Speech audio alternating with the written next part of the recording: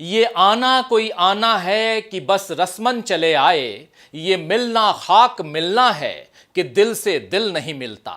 नमस्कार, मैं हूं राजीव और आप देख रहे हैं घूमता हुआ आईना। दोस्तों, हरियाणा और जम्मू कश्मीर के चुनावों के बाद अब महाराष्ट्र और झारखंड में चुनावी तैयारियां शुरू हो चुकी हैं। इंडिया गठबंधन झारखंड की सत्ता को बचाए रखने और महाराष्ट्र की सत्ता में फिर से लौटने की तैयारी कर रहा है। लेकिन बीजेपी का ध्यान इस समय चुनाव जीतने के साथ साथ एक नैरेटिव गढ़ने में लगा हुआ है कि मोदी को हराना नामुमकिन है। आपने देखा है कि हरियाणा और जम्मू कश्मीर में बीजेपी और इंडिया गठबंधन का मुकाबला बराबरी पर छूटा। बीजेपी हरियाणा में जीती लेकिन जम्मू कश्मीर में हार गई। फिर भी बीजेपी के समर्थक और बीजेपी की नुमाइंदगी में लगा हुआ मीडिया दोनों ही केवल हरियाणा चुनाव की चर्चा कर रहे हैं। कांग्रेस हरियाणा में क्यों हारी, इसे लेकर जितने विश्लेषण खुद कांग्रेस ने नहीं किए होंगे उससे ज्यादा तो मीडिया में हो गए। यह मीडिया इस बात की चर्चा नहीं कर रहा है दोस्तों कि बीजेपी जम्मू कश्मीर में क्यों हारी। 370 हटाने के फैसले को जनता ने नामंजूर कर दिया और बीजेपी पर अविश्वास जताया, इसकी कोई रिपोर्ट नहीं हो रही है। इस तरह के एक तरफा विश्लेषण से बीजेपी फिर से मोदी के चेहरे को अपने पोस्टर में ला रही है। आपको याद होगा कि मोदी हरियाणा चुनाव के आखिरी दिनों में गायब हो गए थे क्योंकि उन्हें डर था कि अगर हार गए तो फिर सारा ठीकरा उनके सिर ही फूटेगा। लेकिन किसी तरह से जीत मिल गई तो मोदी फिर लाइमलाइट में आ गए हैं। इससे एक तीर से दो शिकार करने की कोशिश बीजेपी कर रही है। एक तरफ तो मोदी की गिरती हुई साख को सुधारा जा रहा है और दूसरी तरफ इंडिया गठबंधन और उसके समर्थकों में हताशा फैलाने की कोशिश हो रही है। आप जानते हैं कि लोकसभा चुनावों के बाद से मोदी पर लोगों का भरोसा कम दिखाई दे रहा है। बीजेपी को इस बार जेडीयू और टीडीपी के भरोसे पर सरकार चलानी पड़ रही है और इसके लिए उनकी जी हुजूरी करने से भी बीजेपी परहेज नहीं कर रही है। आप देखिए कि सत्ता में शामिल होने के 4 महीने बाद ही अब चंद्रबाबू नायडू को 371 करोड़ रुपए के कौशल विकास निगम घोटाले में ईडी ने क्लीन चिट दे दी है, जबकि पिछले साल से चल रहे इस मामले में नायडू ने करीब 1.25 महीने जेल में काटे हैं। वहीं नीतीश कुमार और चिराग पासवान जैसे सहयोगियों के सामने भी बीजेपी झुकती जा रही है ताकि सत्ता बची रहे। दरअसल मोदी की 56 इंच वाली छवि जो लोकसभा चुनावों के बाद बिल्कुल धुंधला गई थी, अब हरियाणा की जीत से उसे फिर साफ किया जा रहा है।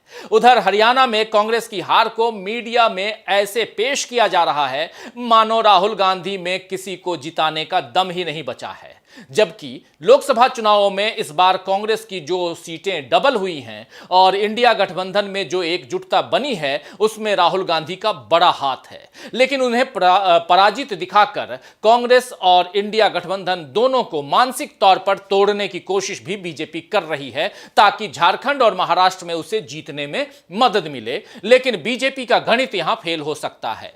अगर इंडिया गठबंधन झारखंड और महाराष्ट्र में एकजुट होकर चुनाव लड़ ले। एक अहम बात यह भी है कि इन दोनों राज्यों में बीजेपी को केवल कांग्रेस ही नहीं बल्कि इन दोनों राज्यों की जड़ों से आगे बढ़े क्षेत्रीय दलों का सामना भी करना होगा। अभी ज्यादातर क्षेत्रीय दल कांग्रेस के साथ हैं, इसीलिए बीजेपी के लिए हरियाणा जैसा खेल करना मुश्किल होगा। इस मुश्किल को आसान करने के लिए बहराइच कांड या लॉरेंस बिश्नोई को मसीहा साबित करने जैसे तिकड़म लगाई जा रही है। तो आइए दोस्तों, आज आईने की नजर से पड़ताल करेंगे कि क्या महाराष्ट्र और झारखंड में बीजेपी को लगेगा जम्मू कश्मीर जैसा झटका, और इसके साथ ही समझेंगे कि क्या है महाराष्ट्र और झारखंड के सियासी समीकरण जिनमें फंस सकती है बीजेपी। लेकिन शुरुआत करते हैं उस रणनीति की चर्चा से जो अक्सर चुनावों के पहले बीजेपी को फायदा पहुंचाने के लिए आजमाई जाती है। हिंदुओं और मुस्लिमों के बीच नफरत और संदेह का बड़ा खेल 2002 में गुजरात में खेला गया था। इसका फायदा बीजेपी को मिला और तब से लेकर अब तक न केवल बीजेपी वहां सत्ता में बनी हुई है बल्कि नरेंद्र मोदी भी 3 बार मुख्यमंत्री रहने के बाद अब 3 बार प्रधानमंत्री बन चुके हैं। धार्मिक ध्रुवीकरण का जो प्रयोग बीजेपी ने गुजरात में किया उसे देश के कई और हिस्सों में करने की कोशिश की गई। ताजा कोशिश यूपी के बहराइच में हुई है, जहां दुर्गा विसर्जन के जुलूस में डीजे पर भड़काऊ गाने बजाने के साथ साथ अल्पसंख्यकों को अपमानित करने की कोशिश हुई।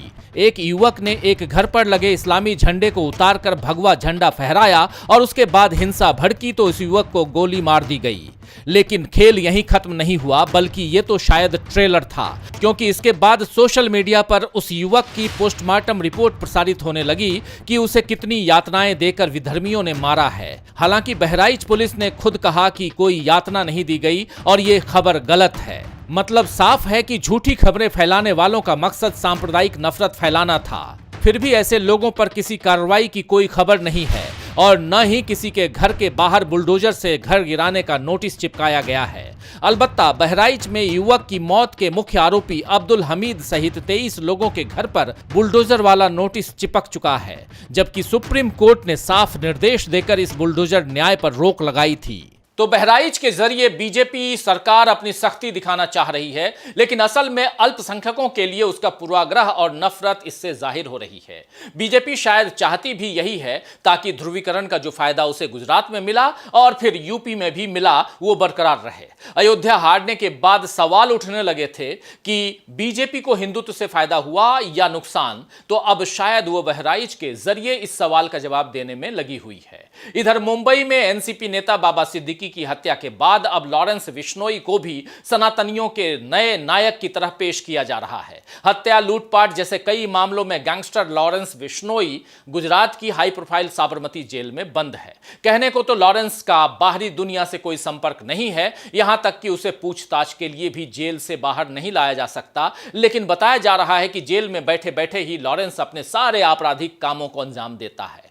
खैर, कानून व्यवस्था की ऐसी हालत पर समाज में चिंता का भाव होना चाहिए, लेकिन बीजेपी के राज में समाज को रोज नए देवताओं की जरूरत पड़ रही है और इसमें लॉरेंस बिश्नोई को नए देवता की तरह पेश किया जा रहा है। काले हिरण का शिकार करने के मामले में आपको याद होगा कि सलमान खान को जान की धमकी हो या बाबा सिद्दीकी की हत्या हो, ऐसे कामों के लिए सोशल मीडिया पर लॉरेंस की तारीफों के पुल बांधे जा रहे हैं। बताया जा रहा है कि सनातन की रक्षा ऐसे ही होगी।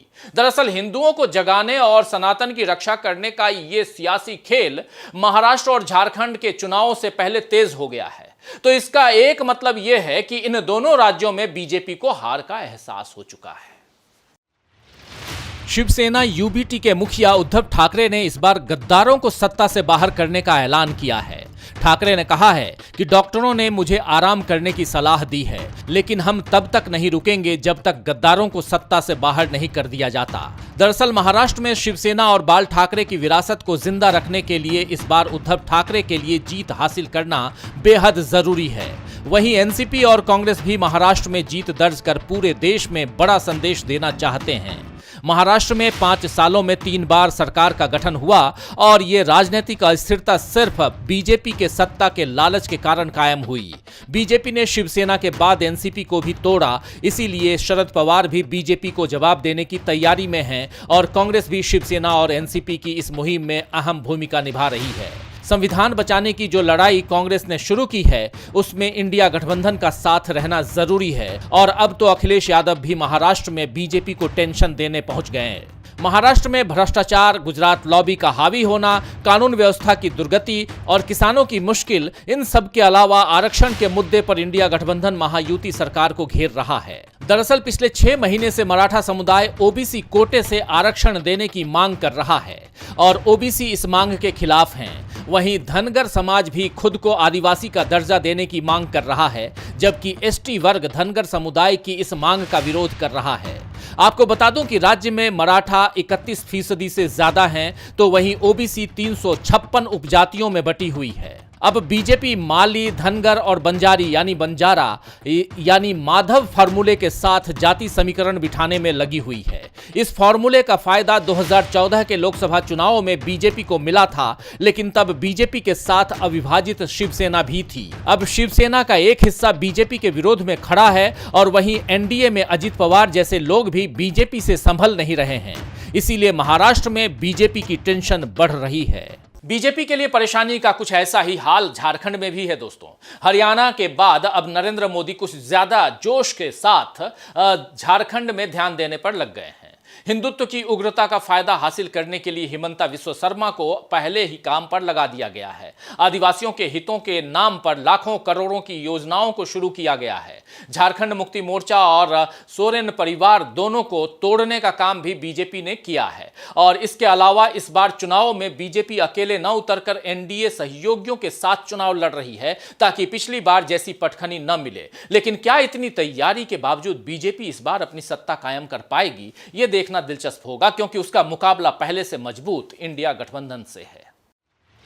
2019 के चुनाव में बीजेपी ने झारखंड में अकेले चुनाव लड़ा था और पहले की 37 सीटों की जगह केवल 25 सीटों पर सिमट गई थी। यहां तक कि तत्कालीन बीजेपी सरकार के मुख्यमंत्री रघुबर दास भी जीत हासिल नहीं कर पाए थे। तब झारखंड मुक्ति मोर्चा, कांग्रेस और राष्ट्रीय जनता दल ने मिलकर 47 सीटें हासिल की और सत्ता में आई थी। इस साल की शुरुआत में बीजेपी ने इस सरकार को अस्थिर करने की कोशिश की। जिस तरह हेमंत सोरेन को जमीन घोटाले में ईडी ने जेल भेजा था, उसमें बीजेपी ने अपने लिए सत्ता का मौका तलाशा था। लेकिन तब इंडिया गठबंधन मजबूती के साथ झारखंड मुक्ति मोर्चा के साथ खड़ा रहा और बीजेपी की साजिश बेकार हो गई। अब फिर से विधानसभा चुनावों का वक्त आ गया है और इस बार हेमंत सोरेन के साथ साथ कल्पना सोरेन भी झारखंड मुक्ति मोर्चा का अहम चेहरा बन गई हैं। वहीं भारत जोड़ो यात्रा के बाद राहुल गांधी और कांग्रेस के ओहदे में भी मजबूती आई है।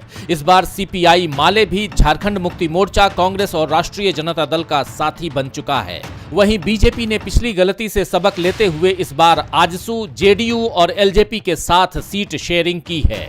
लेकिन अब उसके सामने जाति समीकरण साधने की मुश्किल है। झारखंड आदिवासी बहुल राज्य है। 2011 की जनगणना के मुताबिक झारखंड में 26% जनसंख्या आदिवासी है और राज्य के 24 में से 21 जिलों में कम से कम 1 लाख आदिवासी हैं। वहीं झारखंड की 81 विधानसभा सीटों में 43 सीटें ऐसी हैं जहां आदिवासी आबादी 20% से ज्यादा है, बल्कि 22 सीटों पर तो आधी से ज्यादा आबादी आदिवासियों की है। इन सीटों पर जो जीत हासिल कर लेता है, सत्ता की चाबी उसे मिल जाती है। पिछले यानी 2019 के विधानसभा चुनाव में बीजेपी को इनमें से केवल 2 सीटें मिली थीं और सत्ता उसके हाथ से चली गई थी। इसीलिए इस बार बीजेपी अर्जुन मुंडा, बाबूलाल मरांडी और चंपाई सोरेन जैसे आदिवासी चेहरों को आगे करके चुनाव लड़ रही है। लेकिन ईडी ने जिस तरह हेमंत सोरेन को जेल भिजवाया और फिर अदालत में उनका जुर्म साबित नहीं कर पाई, इसका बड़ा झटका अब बीजेपी को मिल सकता है, क्योंकि राज्य में हेमंत सोरेन को लेकर सहानुभूति बनी हुई है और झारखंड मुक्ति मोर्चा को तोड़ने के कारण भी जनता की हमदर्दी हेमंत सोरेन को मिल सकती है। तो झारखंड और महाराष्ट्र दोनों राज्यों के न जातिगत समीकरण और न ही सियासी समीकरण इस समय बीजेपी के हक में दोनों नहीं दिखाई दे रहे हैं। ऐसा लग रहा है कि बीजेपी हारी हुई लड़ाई लड़ रही है, लेकिन खुद को पहले से जीता हुआ दिखाने की कोशिश कर रही है ताकि जनता का इंडिया गठबंधन को लेकर बना उत्साह ठंडा हो जाए।